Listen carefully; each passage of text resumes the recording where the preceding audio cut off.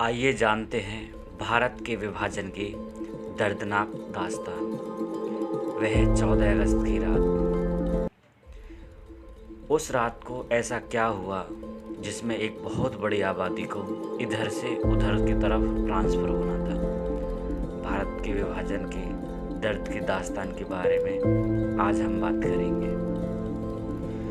जिस समय भारत को आज़ादी मिलने वाली थी, पूरा देश जश्न मना रहा था, तभी एक सूचना आती है कि भारत का विभाजन होने वाला है। और यह अंग्रेज़ों की सुनियोजित चाल थी।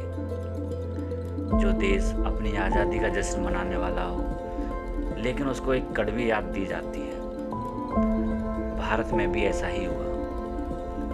जब अंग्रेज ये देश छोड़कर जाने वाले थे, तभी उन्होंने एक षड्यंत्र किया कि इस भारत को हम 2 हिस्सों में बांट कर जाएंगे। एक हिस्सा पाकिस्तान के नाम से तथा एक हिस्सा भारत के नाम से जाना जाएगा। दोनों ही हिस्सों में अलग अलग धर्म, अलग अलग जाति के लोग रहते थे। अब उनके सामने समस्या यह थी कि वो किस देश में रहें, जहाँ के वो मूल निवासी उसमें, या फिर वो जगह जहाँ ना वो किसी को जानते हैं, ना ही कोई उन्हें पूछेगा, ना ही वहाँ उनका कोई रोजगार है, ना कोई रहने का ठिकाना है, ना ही उनका कुछ है। ऐसी परिस्थितियों में भी उन्होंने अपने जीने की उम्मीद नहीं छोड़ी। उम्मीद थी कि दोनों देश की सरकारें आपस में कुछ समझौता करके इस समस्या का वो हल निकालेंगे। लेकिन राजनेताएं लोगों को भड़काने का ही काम कर रहे थे। वो एक दूसरे पर आरोप लगा रहे थे, लेकिन आखिर भुगतना तो आम जनता को ही था। पूरी रात वो यही सोचते रहे कि आने वाला कल, आने वाला सूरज हमारे लिए एक अच्छा पैगाम लेकर आएगा। लेकिन अगली ही सुबह उन्मादी भीड़ उनके घरों को घेर लेती है। महिलाओं, बच्चों और बूढ़ों सभी को घसीटकर मारना, पीटना शुरू कर देती है। लोगों को अब अपनी जिंदगियां बचाने के लिए भाग दौड़ करना पड़ता है। जहाँ भी हो सकता है वो अपने नज़दीक रेल, बस या अपनी ही गाड़ियों से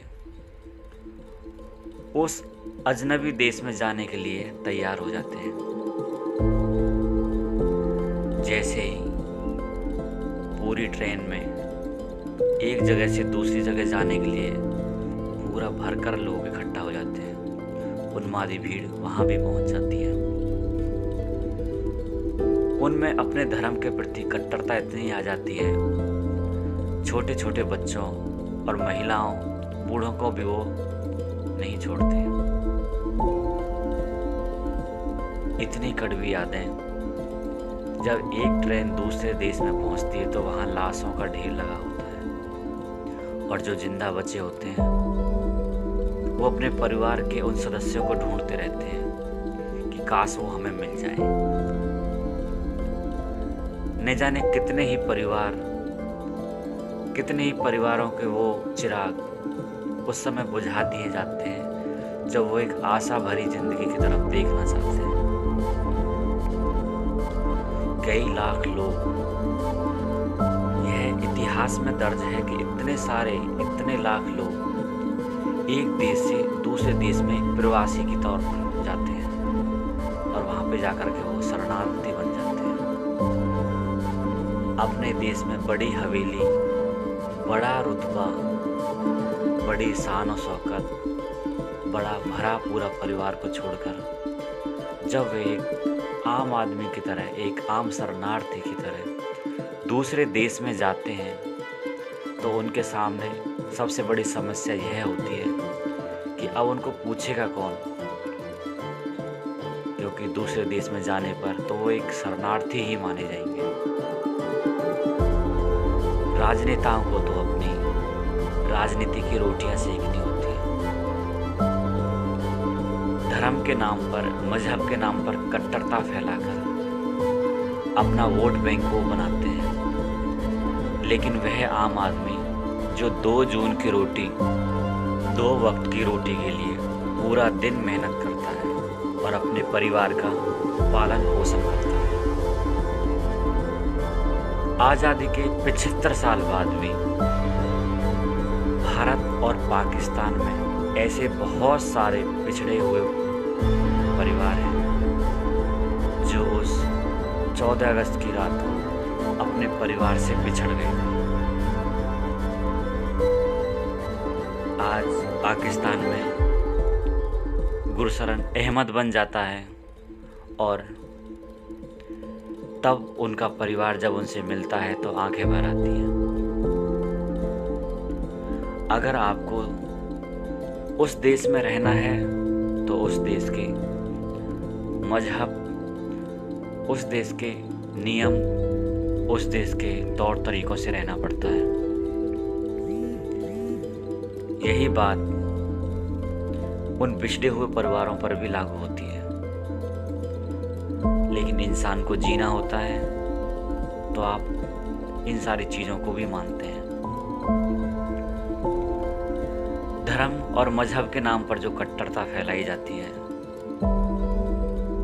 वह कई बार बहुत ही ज़्यादा जघन्य हिंसा का रूप ले लेती है और इस हिंसा में वो बहुत सारे निर्दोष लोग मारे जाते हैं जिनका इस किसी घटना से ताल्लुक ही नहीं होता। आज़ादी के बाद भी अगर हमारे देश का प्रधानमंत्री कोई बनता है तो वो पाकिस्तान में जन्मा होता है।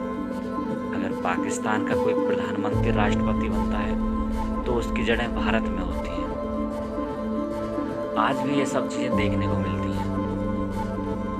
कभी पूरा पाकिस्तान और भारत और बांग्लादेश एक ही देश के हिस्सा हुआ करते थे, लेकिन एक बाहरी ताकत ने अपना प्रभाव जमाकर इस देश को टुकड़े कर दिए। हमें कभी कभी लगता है कि अंग्रेजों ने हमारे देश के लिए बहुत सारी चीज़ें की, इसमें कोई शक नहीं। लेकिन वो जो कड़वी याद दे करके गए, हमारी संस्कृति, हमारे धर्म, हमारी सभ्यता, सब पर उन्होंने जो प्रहार किया वो काफ़ी दर्दनाक रहा और इसका खामियाजा हमें 14 अगस्त, 15 अगस्त को भी देखने को मिला। जो देश कभी हमारा हिस्सा हुआ करता था, कभी हमारा ही भाग था, कभी वहाँ के लोग हमारे ही लोग थे, आज नफरत की दीवार ने उनको बहुत दूर कर दिया है। 14 अगस्त की वो रात को ऐसे अनगिनत निर्दोष लोगों की हत्याएं भी हुई, महिलाओं का बलात्कार भी हुआ। यह दर्दनाक इतिहास भारत कभी नहीं भूलेगा। लेकिन आज भारत अपनी आज़ादी की 75वीं वर्षगांठ मना रहा है। हमारे प्रधानमंत्री नरेंद्र मोदी ने पिछले साल 14 अगस्त के दिन को याद करने के लिए भारत विभाजन विभीषिका दिवस घोषित किया, ताकि आने वाली पीढ़ियों को पता लगे कि किस तरह लोगों ने अपने आप को बलिदान किया जब 2 देश आपस में टकराते हैं या 2 देशों का निर्माण होता है तो वहाँ की बड़ी आबादी को किस तरह का कष्ट भोगना पड़ता है। भारत अपनी आज़ादी का जश्न तो मना रहा है, लेकिन कुछ परिवारों के लिए अभी भी अपने पिछड़े हुए लोगों को, उनको ढूंढना, उनसे मेल मुलाकात के लिए तरसते रहते हैं।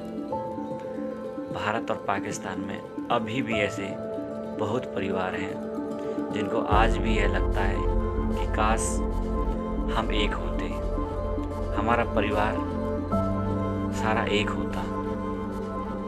लेकिन अब दोनों देश बहुत आगे बढ़ चुके हैं और अपने अपने परिवारों के साथ वो अब खुश हैं। लेकिन कभी वो उन्हें अपना अतीत याद आता है तो वो बहुत ही दुखी हो जाते हैं। भारत 15 अगस्त 2022 को आज़ादी की 75वीं वर्षगांठ मनाएगा। हैप्पी इंडिपेंडेंस डे आप सभी को। अगर आपको मेरी यह वीडियो अच्छी लगी हो तो लाइक और कमेंट करना, और अन्य किसी विषय पर इसी तरह का कोई वीडियो आपको चाहिए तो मुझे ज़रूर बताना। अगर इस वीडियो से संबंधित कोई भी सुझाव या कमी नज़र आए तो मुझे ज़रूर बताना, ताकि आने वाली वीडियो में मैं इसका ज़रूर ध्यान रख सकूं। तो उम्मीद करता हूं आपको यह वीडियो अच्छी लगी हो और आप भी इस दिवस को मनाएं और आने वाले 15 अगस्त को अपने देश की आज़ादी का उत्सव ज़रूर मनाएं। भारत सरकार ने हर घर तिरंगा अभियान भी चला रखा है, जिसके तहत आपको अपने परिवार के साथ यह स्वतंत्रता दिवस मनाना है और अपने घर पर भारतीय ध्वज को लगाना है। उम्मीद करता हूँ आप अपनी आज़ादी को ज़रूर अपने परिवार के साथ सेलिब्रेट करेंगे। धन्यवाद। Thanks for watching this video and again happy independence day. आप और आपके परिवार को ढेर सारी शुभकामनाएं हमारे भारत की आज़ादी के 75वें वर्ष पर।